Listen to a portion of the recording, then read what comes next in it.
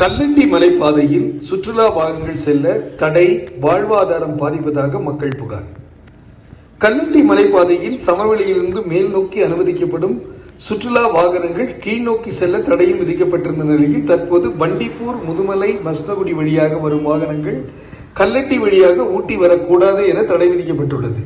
இதனால் மஸ்னகுடி, மாவனல்லா, கல்லட்டி பகுதியில் சுற்றுலாவை நம்பி வாடும் வியாபாரிகள், சுற்றுலா வாகன ஓட்டிகள் பெரும் அளவில் பாதிக்கப்பட்டு வறுமையில் தள்ளப்பட்டுள்ளதாகவும், இப்பாதையில் வாகனங்கள் மேல் நோக்கி செல்வதால் சுற்றுச்சூழல் பாதிப்போ போக்குவரத்து நெரிசல் ஏற்படுவதில்லை எனவும் கூறும் மக்கள் இத்தடையை நீக்க அடுத்த நடவடிக்கை எடுக்கப் போவதாக அறிவித்துள்ளனர்.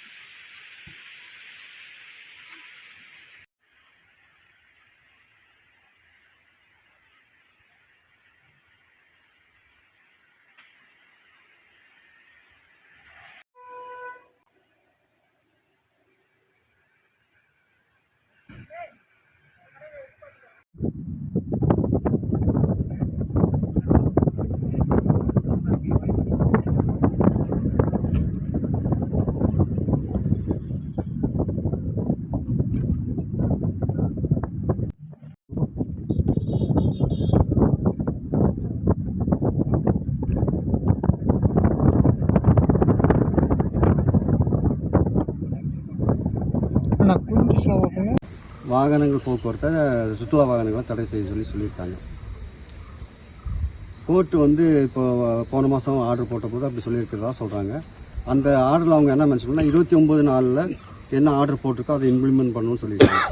29/4/24 என்ன உத்தரவு போட்டாங்கன்னா, அந்த 24ஆம் வருஷத்தில் ஒரு சீசனுக்கு மட்டுமே சுற்றுலா வாகனங்கள் அதிகமாக வரதை தடை பண்ணணும்னு சொல்லி கேட்டிருக்காங்க.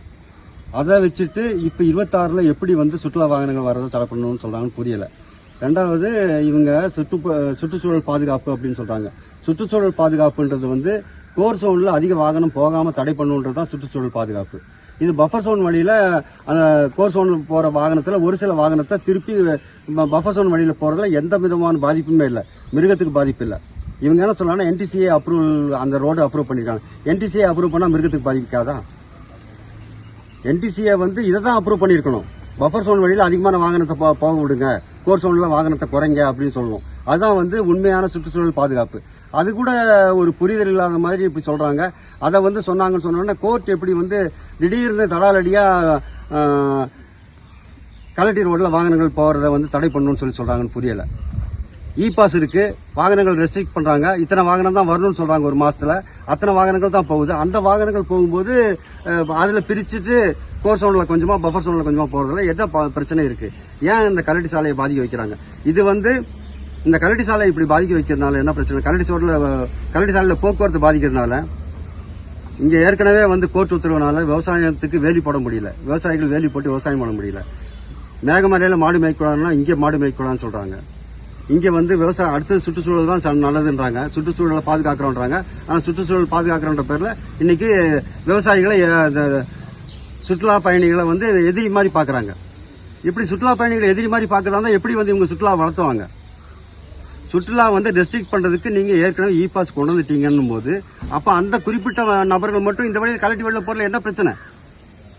ஏன் அவங்க கூடலூர் வெளியில் தான் போகணுன்ற என்ன நிர்பந்தம்? இது ரெண்டுமே புரியல. கோர்ட்டு சொன்னதில் எங்களுக்கு புரியப்படாத விஷயம்.